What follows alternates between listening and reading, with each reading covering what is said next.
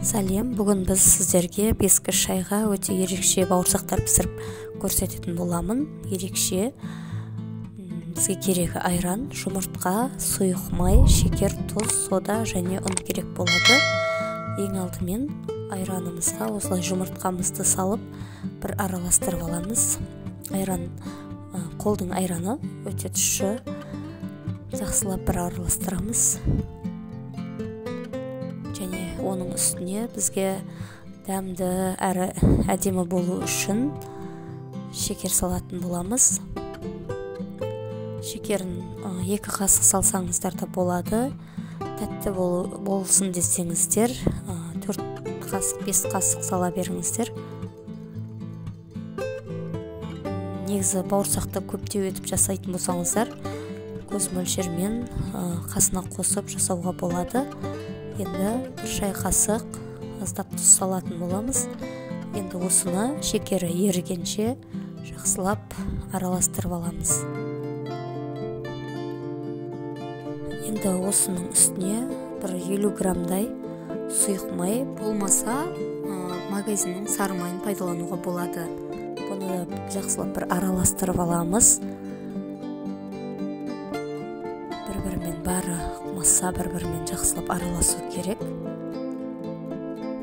Енді осының үстіне біз ас содасын саламыз. Мен 1 шай қасығын салдым. Және бұны араластырған кезде бізде реакция жүреді. Айранымыз 2 есе ұлғаяды. Жақсылап бір араластырып, осылай көбейеді. Осының үстіне ұнды електен алдын ала өткізіп дайындап қойдым. Осыны салып, өте жұмсақ қамыр илетін боламыз.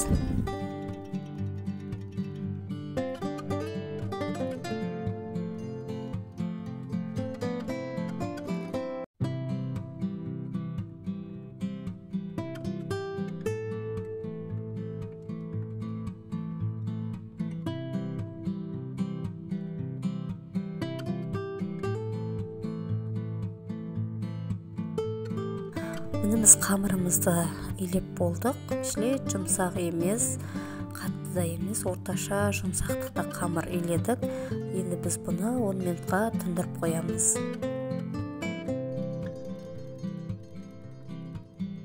Біздің қамырымыз дайын болды, көтеріліп әдемі болды. Енді біз бұны бауырсақтың қамырындай етіп жайып аламыз да. Тағы да бір 5 минутқа қоя тұрсақ та болады. Көтеріледі. Әдемілеп жұқа қылмай, орташа қалыңдықта жайып аламыз.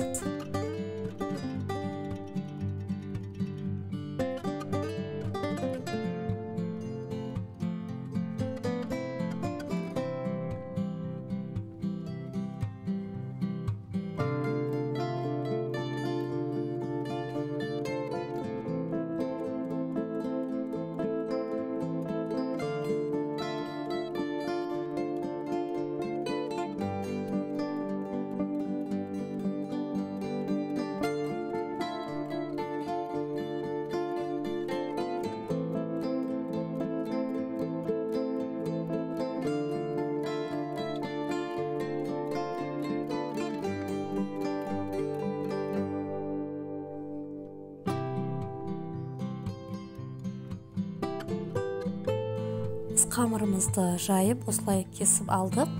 Оған дұрыш қосылмағандықтан, ашымағандықтан жиырылып қалады қамыр. Енді біз бұны қалай кесу керек көрсететін боламын.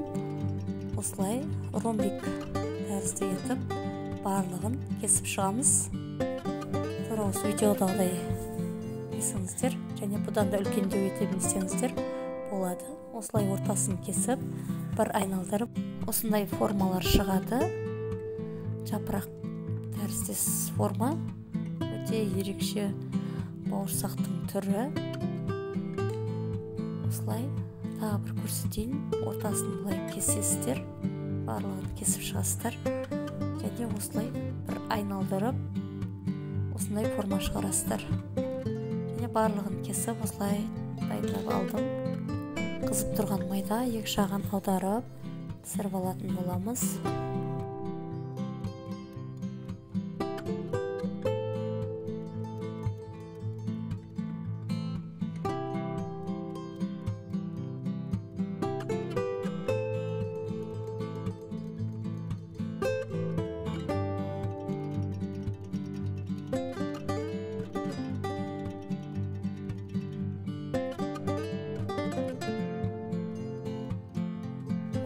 етіміз қызып дайындар. Енді осыларды барлығын салып, екі жағын аударып, қызартып пісіріп аламыз.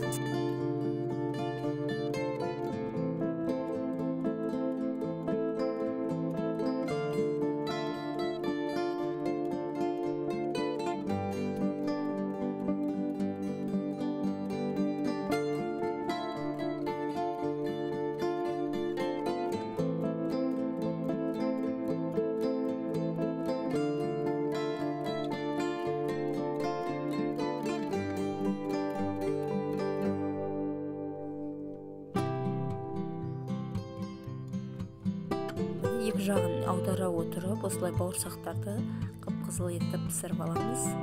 Өте ерекше бауырсақтар болды. Барлығын пісіріп шығамыз.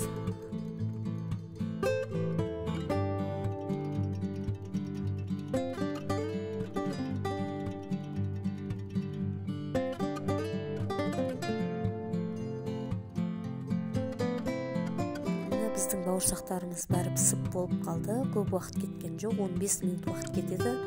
Үйге бір қонақ келіп қалған жағдайда осылай тез-тез пісіріп жіберсеңіздер, өте ерекше, дәмі басқаша, осылай басқаша болсын деп мен қант ұнтағын септім. Бұл вообще ерекше болды. Енді дәмі дегенде басқаша. Жасап көріңіздер. Менің болғандарыңызға рахмет. Қолдап, алдағы уақытта басқа да видеолар салатын боламын. Көріп, қолдап отырыңыздар. Ал баршаңызға ас болсын, жасап көріңіздер.